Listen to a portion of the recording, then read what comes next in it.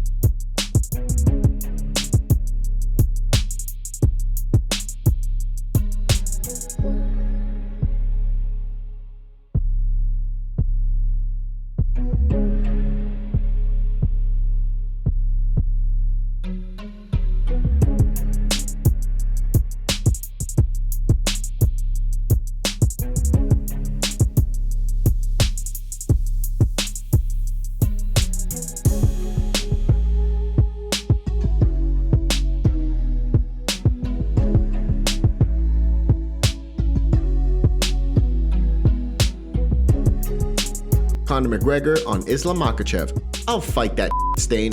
There's been a lot made about a potential Conor McGregor comeback later this year, and while it's not clear whom he would fight upon his return, there is speculation that the UFC would match him up against Islam Makhachev on account of the history he has with Khabib Nurmagomedov. When Conor and Khabib met in the octagon back at UFC 229 in 2018, there was a lot of animosity, as Conor had been incredibly disrespectful to Khabib's family, religion, and team. There were cops involved, a broken dolly, and even a massive brawl right after the fight. Islam Makhachev was there for the whole thing, and now, with Khabib retired and Conor trying to mount a campaign to fight for the lightweight title again, it would make sense that this could happen. This is what Conor wrote on Twitter about a potential clash with Islam. "I'll fight that stained Makhachev, no sweat. Embarrassing GNP the other night in my opinion.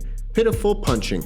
And then bottles the RDA fight after mouthing off him, LOL, embarrassing. Watch when I come back, same as before. Anyone, any weight, anywhere, game full of stains." He followed that up with this. "Full mount, ground and pound, and the guy bounces up, not a scratch, hugging and kissing, talking about thanks for the match, etc. If that's me, there's holes left in their head like they've been smacked with a sock full of golf balls. Don't even know where they are. Caramel butterskin strikes again." These were only a few of the tweets that Conor sent out. It was all in response to Islam making this comment about the potential of Conor coming back to challenge him for the title shot. Honestly, I don't remember when this guy beat someone. He have to come back, beat someone, and let's go, why not? What do you make of Conor's tweets here?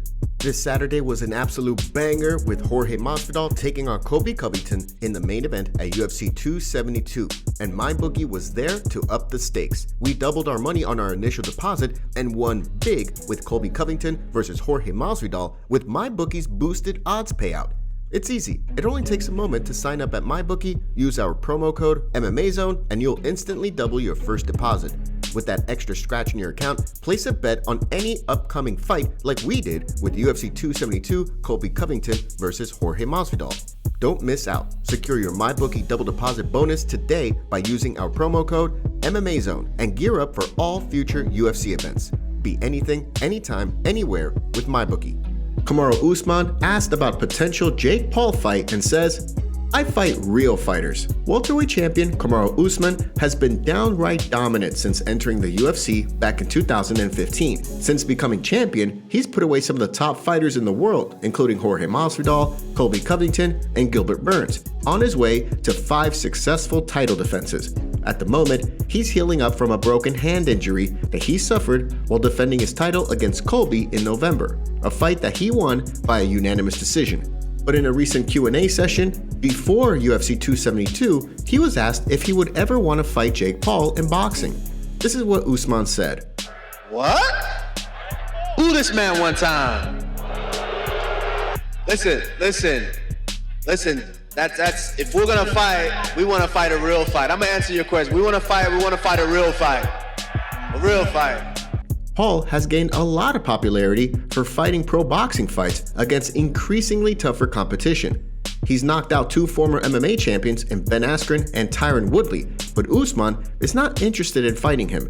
This comes just days after Usman called out Canelo Alvarez, the boxing champion, for a potential fight later this year. But what do you think about Usman's response about a potential fight against Jake Paul? The Tony Ferguson puzzle is a lot tougher than the Conor puzzle, says Michael Chandler. The UFC has a good problem in that Michael Chandler exists, and he's able to bring some excitement to the lightweight division, along with a never-say-die attitude that comes with having been a multiple-time Bellator lightweight champion. Chandler has already faced some of the top fighters in the division, having beaten Dan Hooker, then lost to champion Charles Oliveira and #1 contender Justin Gaethje in last year's Fight of the Year. But he's now embroiled in a potential matchup against El Cucuy, Tony Ferguson, an unorthodox fighter who is not only hard to put away, but incredibly wily and crafty, and can beat you from anywhere. But with talk of Conor McGregor potentially climbing up the lightweight ladder to take on the eventual champion, some are saying that a clash against Chandler is inevitable. But if you ask Michael Chandler, he believes that Tony presents a tougher challenge, if only because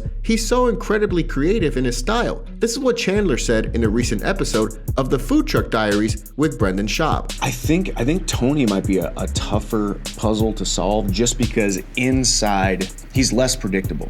Not that Conor is predictable, he's a phenomenal athlete, but what you see with Conor is a lot of times what you get, and it's a hard puzzle to solve. But once it's much less predictable, or it's much more predictable. And I think Tony just brings that.